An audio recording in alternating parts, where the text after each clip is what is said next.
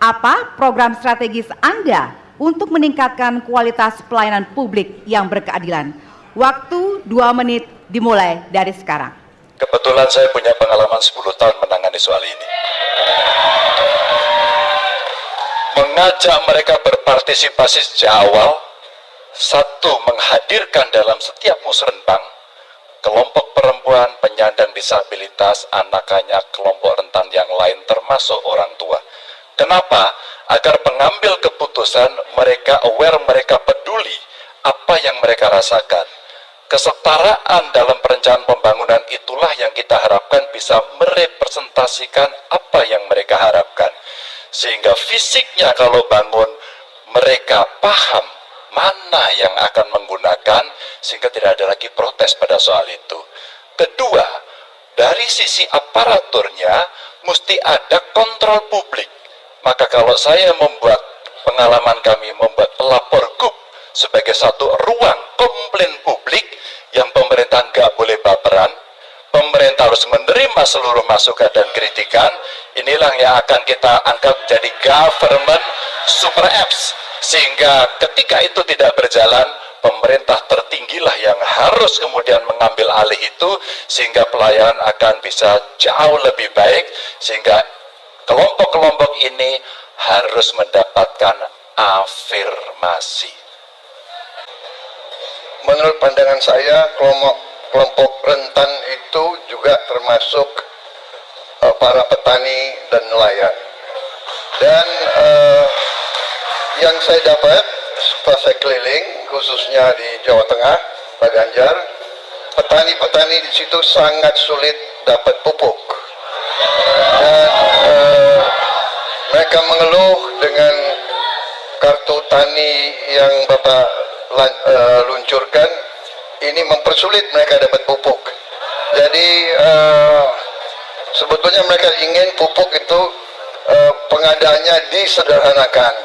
Saya kira mungkin Bapak bisa menjawab masalah itu. Terima kasih.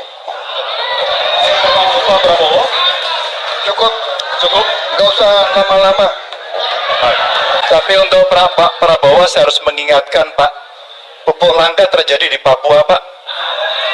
Pupuk langka terjadi di Sumatera Utara, Pak. Pupuk langka terjadi di NTT, NTB, Kalimantan Timur, termasuk bensin. Mungkin Bapak sedikit agak lupa untuk saya bisa mengingatkan, karena Bapak pernah menjadi ketua HKTI. Pak, data petani kita tidak pernah beres. Maka kalau kemudian satu data petani itu bisa kita kelola, maka distribusi pupuknya harus bisa sampai dan tepat sasaran. Pada saat yang sama, kuota pupuk tidak boleh dibatasi. Maka ini yang saya telepon langsung kepada Pak Wapres saat itu, Pak Wapres please, kasih tambahan. Kalau tidak cukup. Dan ini terjadi di seluruh Indonesia. Maka inilah yang mesti kita kerjakan.